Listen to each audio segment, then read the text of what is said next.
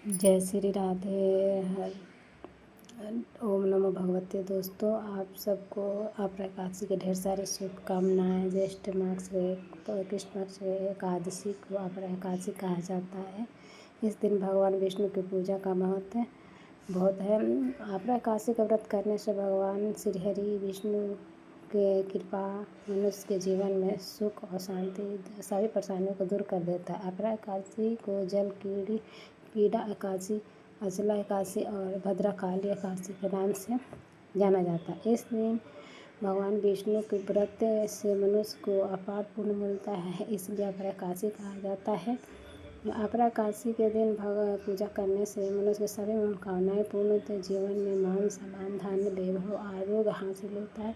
कहते हैं कि इस दिन के व्रत के प्रभाव से ब्रह्म हत्या, भूत योनि से दूर होकर निंदा, झूठ बोलना, झूठ शास्त्र पढ़ना आदि सभी तरह के पाप नष्ट हो जाते हैं। जो फल तीनों पुष्कर कार्तिक में स्नान करने से या गंगा तट पे पिंडदान करने के से प्राप्त नहीं होता, वह सब अपरा कार्तिक व्रत से प्राप्त हो। मकर सूरज के प्रयाग में स्नान और शिवरात्रि के व्रत करने से सिंह राशि में बृहस्पति की गोमती कुंभ आदि केदारनाथ के दर्शन से प्राप्त होता है। वही फल अपरा एकादशी के व्रत करने से मिलता है। विधि: सुबह जल्दी उठकर स्नान आदि के निवृत्त होकर घर के मंदिर में दीप जल्दी करें। भगवान विष्णु का गंगा जल से अभिषेक करें।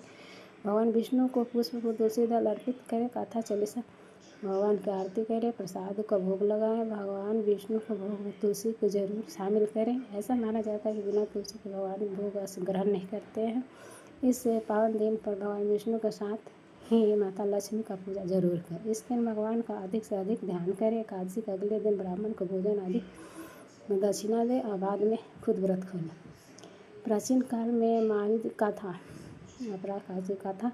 प्राचीन काल में अवधिक नामक एक धार्मिक राजा था, जिससे छोटा भाई ध्वज बड़ी ही क्रूर और अधार्मिक था। वह स्वभाव से बड़ी विभूत था। छोटा भाई बड़े भाई को मारना चाहता था। एक दिन वो अवसर पाकर रात्रि में उस पापी छोटे भाई को बड़े भाई को अधिक को हत्या करके शव को जंगल में एक पीपल के नीचे गाड़ दिया। अकाल मृत्यु होने के कारण राजा प्रेत रूप से उससे पीपल पर रहने लगा।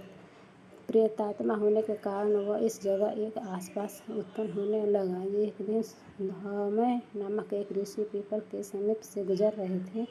उन्होंने इस प्रेत को देखा। ऋषि ने अपने तपोबल से प्रेत को उत्पन्न का कारण पूछा लिया। सब कुछ जानने के बाद ऋषि ने उस प्रेत को पीपल के पेड़ के से उतारा और परलोक विद्या का उपदेश दिया। दयालु ऋषि ने राजा को प्रेत योनि से मुक्ति भी दिलाया। इसलिए स्वयं को अपरा एकादशी का व्रत किया। साथ ही द्वादशी के दिन व्रत पूरा होने पर व्रत का पुण्य प्रेत को दे दिया, जिससे पुण्य के परिणाम स्वरूप राजा को प्रेत योनि से मुक्ति मिल गई। ऋषि को धन्यवाद देकर वह स्वर्ग चले गया। इस प्रकार अपरा एकादशी का कथा पढ़ने और सुनने से मनुष्य को सभी पापों से मुक्ति मिलता है। दोस्तों, आप उपाय के रूप में ओम नमो भगवते वासुदेवाय का मंत्र जाप निरंतर करते रहिएगा। माता लक्ष्मी का ओम श्री श्रीयाय नमः का जाप जरूर करिएगा। आप दोनों माता लक्ष्मी और विष्णु की कृपा बने।